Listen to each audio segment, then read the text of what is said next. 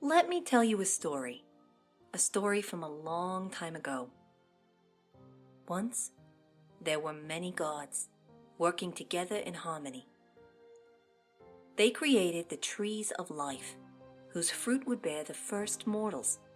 You know, our great so-and-sos. The gods used magic to control the mortals, to teach them how to take care of the world they would inherit. And for a while, that worked out pretty well. It seemed as though the mortals were finally ready for the responsibility of free will, when suddenly, for whatever reason, the gods changed their minds. They decided we were no longer worthy of the gift of choice.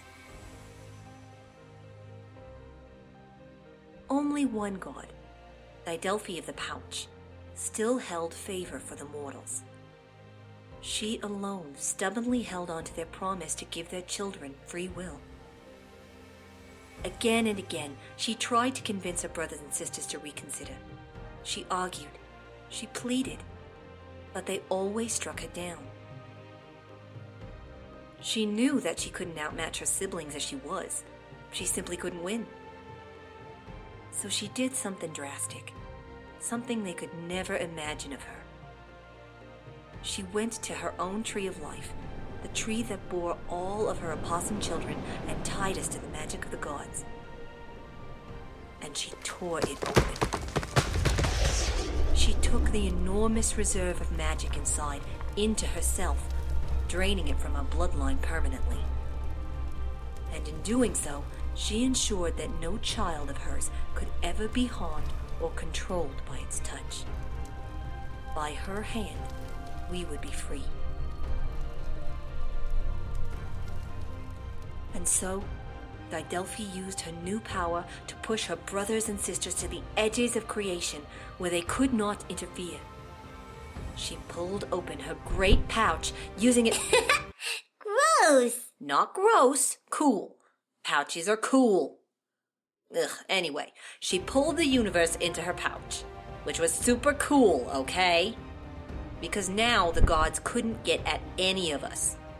All of creation was safe with Didelphi's care. And so it has been ever since, as she fights off her siblings even now, without rest. Unfortunately, the transition to freedom was not a smooth one. Without the gods to guide them, many of the mortals were left confused and scared, unsure of what to do now that they had the power to choose. It led to discord and chaos, and entire races lashed out at one another for reasons they did not fully understand. In the end, they chose to shun the very goddess who gave them the ability to even do so. Even worse, since they could no longer directly hold her accountable, they instead took their hostility out on her entire family line. We opossums have been taking the brunt of the blame for thousands of years.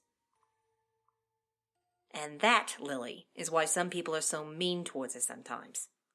Is that also why we had to move again? Yep, we opossums can't afford to stay in one place for long. Oh, so Mommy lost her temper and punched out one of the neighbors. Again. So why didn't Delphi break one of the other trees so we could still use magic?